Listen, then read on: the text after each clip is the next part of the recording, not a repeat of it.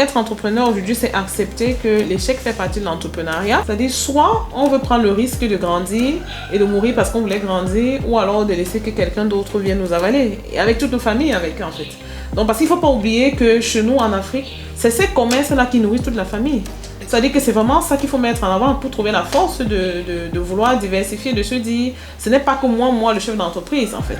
Il y a toute la famille qui est liée et les familles que j'embauche. Parce que chaque personne qu'on embauche dans l'entreprise, c'est des familles qu'on nourrit indirectement. Merci de nous accueillir dans les locaux de Startup Mama. Alors, c'est moi qui vous remercie. Alors, pour nous dire clairement, d'emblée, c'est quoi Startup Mama? Alors oui, Startup Mama, c'est un cabinet d'affaires, c'est un cabinet qui conseille, accompagne et met à la disposition tous ceux qui sont porteurs de projets ou alors qui sont chefs d'entreprise, des solutions, des outils d'accompagnement pour la croissance de leur entreprise, pour trouver des solutions de financement, pour garantir aussi la pérennité de leurs entreprises sur le long terme.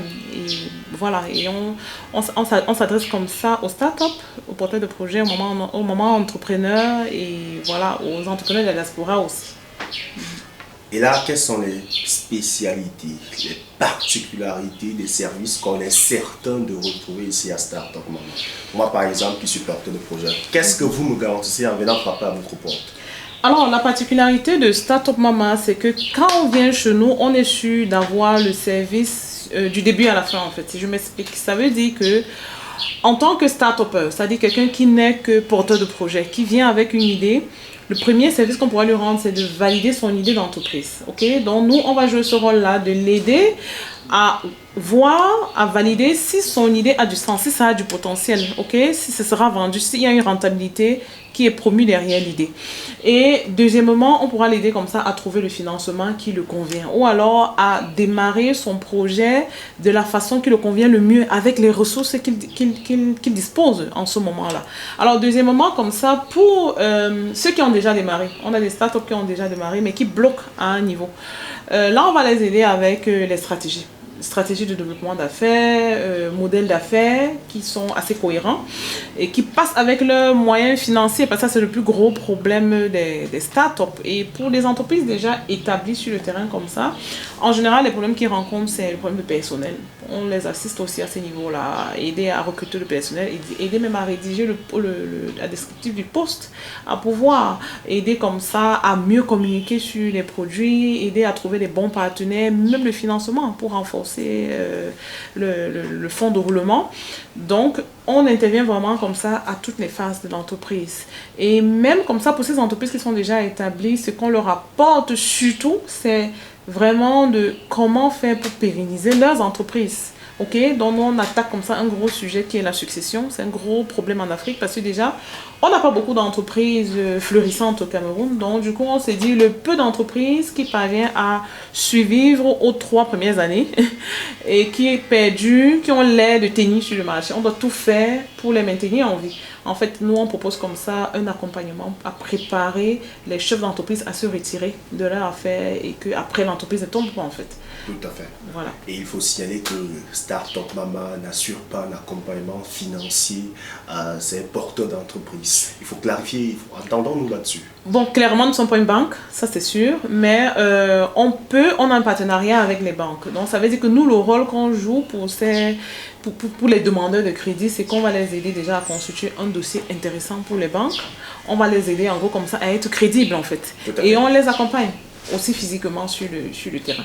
Alors, à vous entendre parler, on a l'impression que vous parlez d'un vécu, d'une vie de femme d'entreprise qui a décidé de se transformer maintenant en celle-là qui va tirer les porteurs d'entreprise et les porteurs de projets comme des chefs d'entreprise. Parlez-nous un peu de vous et vous allez également nous dire pourquoi est-ce que vous avez choisi d'appeler l'entreprise Startup Mama. Pourquoi pas Startup Papa?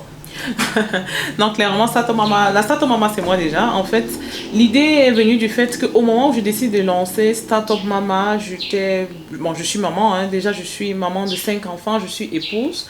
Et j'ai eu la chance comme ça, Déjà après mon baccalauréat, je vais à l'université au Cameroun, j'étudie 4 ans là-bas. Et après ça, je vais en Allemagne, sur place, je renforce ma formation, je me spécialise en marketing et en stratégie d'affaires. Et après quoi, je vais exercer, je vais même être employée, je travaille. Et quand je commence à avoir les enfants, ma passion pour l'entrepreneuriat me rattrape. Ok, donc je décide en parallèle de ma vie de maman et d'employée en Allemagne, je crée des entreprises au Cameroun. Et c'est comme ça, je me rends bien compte que quand les enfants arrivent, ça devient compliqué. Ça devient compliqué de manager le foyer, de manager son boulot qu'on a et de gérer les entreprises qu'on a créées à l'étranger en plus. Donc, c'est un gros challenge. Bon, heureusement, j'ai la formation qui va avec, mais même jusque-là, c'est quand même difficile.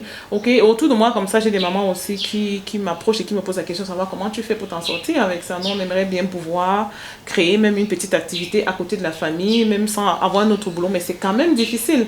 Donc, au départ, quand je décide de proposer mes services, c'est vraiment pour accompagner ces mamans-là qui veulent aussi relever ces défis-là, en fait. Ok, donc de pouvoir être maman, bien gérer et réussir l'éducation de l'enfant, faire grandir les enfants et faire grandir une entreprise en parallèle. Donc mon focus au départ, c'était vraiment les mamans entrepreneurs parce que j'étais moi-même, je faisais partie de ma cible pleinement.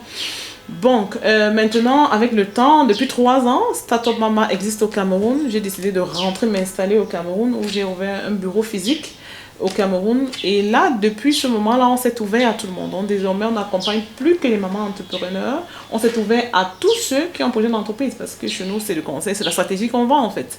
Ok, donc avant, je travaillais uniquement en ligne. Le cabinet était uniquement digital en Allemagne. Mais là, maintenant, sur place, on a assez de ressources, on a assez de personnel. On peut faire plus en fait. Ok, donc aujourd'hui, Startup Mama, le nom est resté, mais le service s'est élargi en fait. Et la cible aussi s'est élargie. Ça veut dire que Startup Mama n'est pas une entreprise sexiste? Non, pas du tout. Okay. Alors, concrètement, on va entrer dans le vif du sujet pour savoir un peu les raisons pour lesquelles les entreprises locales peinent à atteindre leur vitesse de croisière, à l'image des entreprises étrangères installées au Cameroun. Qu'est-ce qui bloque? Pourquoi on a l'impression que la croissance est limitée? Alors oui, clairement, ça c'est un constat que nous-mêmes on a fait, de par nos études de marché. Clairement, on constate bien qu'on a l'impression que les entreprises, les multinationales qui s'installent au Cameroun par exemple, ont l'air de mieux se sentir, de mieux grandir que nos PME locales. Bon, ça peut s'expliquer déjà par le fait que, déjà, chez nous au Cameroun, la plupart des gens qui se lancent dans l'entrepreneuriat, en général, ils pratiquent un entrepreneuriat de subsistance. Ok, donc ça veut dire, on ne choisit pas de devenir entrepreneur pour la plupart au Cameroun. C'est-à-dire, on est contraint. C'est une nature en fait.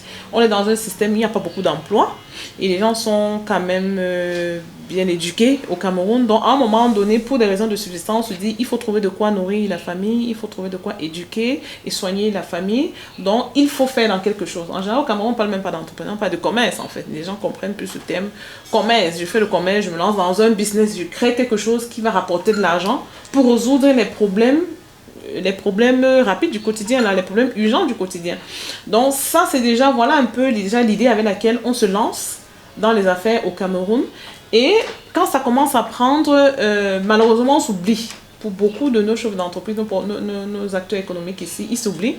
Parce qu'en général, on est très pris déjà à faire fonctionner cette machine-là pour résoudre directement ces problèmes-là. Et quand ces objectifs-là sont atteints, on a le sentiment d'être accompli en tant que chef d'entreprise. Okay? Parce qu'on se dit, bon, si je peux nourrir la famille, je peux résoudre tous les problèmes, c'est bon. C'est à ça que ça sert. C'est-à-dire, si on se compare à quelqu'un, à un employé quelque part, on résout les mêmes problèmes. Donc, il y a un gros problème de vision, un manque de vision qui est associé à tous ces porteurs de projets-là. Donc, c'est ça qui peut un peu expliquer le fait que quand les autres arrivent, par contre, ils font beaucoup d'études de marché. Quand ils viennent, ils ont l'ambition de grandir. Déjà, s'ils sont partis de chez eux pour arriver, c'est parce qu'ils sont déjà dans une option d'internationalisation, dans une option de diversification. Donc, ils viennent vraiment pour grandir, pour gagner du terrain.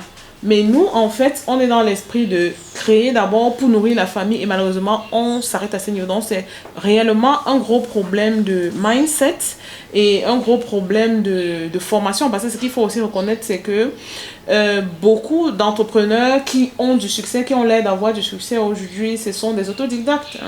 Pour la plupart, c'est-à-dire ce sont des gens qui se sont improvisés dans un secteur dans lequel ils n'ont pas forcément reçu une éducation. Ils se sont dit, bon, j'ai l'impression qu'on a besoin de ceci. Ils ont démarré comme ils pouvaient et ça a pris en fait. Donc, le fait qu'ils ne sont pas passés par une formation ou un accompagnement ou un coaching fait qu'ils se disent, bon, en réalité, j'ai tout pour réussir, puisque j'ai été celui qui a eu le génie d'avoir l'idée. Donc, si j'ai pu avoir l'idée, ça veut dire que je peux faire grandir. Et si mon entreprise est à ce niveau, ça veut dire que c'est le maximum que l'entreprise peut avoir. Donc, on n'a pas la culture de se faire accompagner, on n'a pas la culture de se faire former, on n'a pas la culture de demander conseil, en fait. Donc, ça, et ça, c'est un peu le vide que nous, on vient couvrir avec le cabinet de se dire... Justement, c'est là où je veux embrayer que est-ce que la maison Startup Mama offre des armes pour pouvoir briser ce plafond de verre qui règne au-dessus de la tête des chefs d'entreprise? Est-ce que ici vous pouvez leur garantir que vous pouvez vous ouvrir, que ce soit régional, sur le territoire régional, même dans tout l'étendue du territoire national? Oui, oui, clairement, c'est pour ça qu'on est là. Hein. C'est-à-dire, vraiment, notre positionnement, c'est de venir soutenir nos chefs d'entreprise, en fait. Déjà, en Afrique, on a du mal à avoir beaucoup d'entreprises qui fleurissent. Donc, nous, on est vraiment là pour venir donner un coup de pouce à ces personnes, leur dire, ton entreprise a beaucoup plus de potentiel que tu crois, en fait. OK? Donc, de te dire, ne te limite pas à ça. Il y a beaucoup de potentiel. Si les multinationales peuvent le faire, ça veut dire que nous aussi, on peut le faire. Il faut juste prendre conscience de ça et se laisser aider, se laisser accompagner et voir même au-delà du Cameroun, en fait. Parce que nous, on n'accompagne pas seulement au Cameroun, on accompagne en Afrique en général, c'est-à-dire ceux qui veulent entreprendre. Parce qu'on a ce point commun là au niveau des cultures, ok? Et aujourd'hui, il n'y a plus cette barrière de se dire non, les Camerounais ne consomment que non. Aujourd'hui, les gens achètent là où il y a le produit en fait. Donc, c'est de se dire, si on est entrepreneur au Cameroun et qu'on propose des produits ou des services, qu'on a besoin au Gabon, au Tchad, il faut aller au Gabon, au Tchad, en fait. Il faut aller là-bas, sauf qu'il faut être préparé. Nous, on vient jouer ce rôle parce qu'on se rend bien compte que nos entrepreneurs sur place, clairement, il y a la peur de l'échec, la peur du risque, parce qu'on se dit, mais j'ai déjà quand même pu construire ça. Est-ce qu'en allant essayer de faire ça, je ne risque pas de détruire même le peu que j'avais? Parce que ça rejoint un peu l'adage qu'on a couramment au Cameroun. On se dit, il vaut mieux le diable que tu connais que l'ange que tu ne connais pas. Ok, donc les gens, on s'accroche beaucoup au peu qu'on a déjà. Pourtant, ce qu'on n'ose pas serait beaucoup plus que ce qu'on a déjà eu. Et de se dire, déjà en Afrique, on a des familles très grandes en fait. On a des familles très grandes, donc il est urgent même pour nos chefs d'entreprise de se dire, on doit penser grand. Donc moi, ça c'est ce que nous on leur apporte. Pensez grand, nous on est là pour vous tenir la main, pour vous apporter les informations qu'on n'avait pas. Parce que quand les gens ont peur, ça veut dire qu'il n'y a pas d'information, il y a du doute. Ils ne savent pas ce qui les attend, ils ne savent pas ce qu'ils risquent vraiment. Et nous on est là pour répondre à toutes ces questions-là, pour se dire, bon, les études de marché c'est fait, vous pouvez vous placer comme ça, voilà les financements, voilà ce qui vous garantit. Et même former des équipes. Parce qu'on propose aussi également de la formation. C'est là le problème également, il faut déléguer maintenant certaines tâches, surtout quand on sait qu'en Afrique, c'est le porteur du projet qui veut tenir la caisse. Et quand il faut maintenant s'ouvrir ailleurs, est-ce que vous travaillez de ce côté-là sur le mindset des porteurs d'entreprise? On travaille, on essaye de faire passer le message, mais c'est pas facile. Il faut reconnaître la particularité des pays africains et surtout du Cameroun, c'est nos cultures. On remarque vraiment le poids des cultures, ça impacte vraiment la façon dont les entreprises se développent. Okay? Parce que déjà c'est connu qu'en Afrique on a vraiment cette culture du secret. Le secret qui n'est pas transmis, le secret qui ne doit pas être donné. Parce que si on est déjà dans un système où il faut batailler, c'est-à-dire si on a pu mettre la main sur un truc qui marche, c'est pas facile de demander à quelqu'un de transmettre son modèle économique comme ça, de confier un poste de responsabilité. Les gens ont peur, en fait. Et ça peut se comprendre. Mais, en fait, c'est le passage obligé. C'est-à-dire il faut être préparé. Être entrepreneur, aujourd'hui, c'est accepter que l'échec fait partie de l'entrepreneuriat et que ce n'est qu'en prenant des risques qu'on pourra atteindre les sommets beaucoup plus rapidement. C'est une pilule amère. C'est une pilule très très amère. Oui, très amère, malheureusement, mais qu'il va falloir l'avaler. Parce que si on ne fait pas attention, ces multinationales vont finir par nous avaler, en fait. C'est-à-dire, soit on veut prendre le risque de grandir et de mourir parce qu'on voulait grandir, ou alors de laisser que quelqu'un d'autre vienne nous avaler. Et avec toute nos familles, avec eux, en fait. Donc, parce qu'il ne faut pas oublier que chez nous, en Afrique, c'est ces commerces-là qui nourrissent toute la famille. C'est-à-dire que c'est vraiment ça qu'il faut mettre en avant pour trouver la force de vouloir diversifier, de se dire, ce n'est pas que moi, le chef d'entreprise, en fait. Il y a toute la famille qui est liée et les familles que j'embauche. Parce que chaque personne qu'on embauche dans l'entreprise, c'est des familles qu'on nourrit indirectement. Donc, désormais, on leur demande de voir l'entreprise, de séparer vraiment l'entreprise de leur personne. C'est une entité qui doit exister, qui doit continuer à grandir. Parce que ça contribue gravement au développement économique. Ça contribue comme ça au développement social. Donc ça, c'est un peu le message qu'on veut leur dire. Lâchez vos entreprises, laissez les entreprises grandir, ok? Permettez-vous de laisser les entreprises grandir. C'est une question de stratégie, c'est une question de formation. Et puis formez-vous. Nos chefs d'entreprise ne se forment pas beaucoup parce que c'est quand même difficile de vouloir, c'est-à-dire le mindset ou bien le niveau de connaissance, le niveau de connaissance avec lequel on a créé une entreprise qui a permis de, par exemple, gagner 100 millions, de croire que c'est avec ce même niveau de connaissance qu'on va pouvoir faire le milliard, c'est quand même compliqué.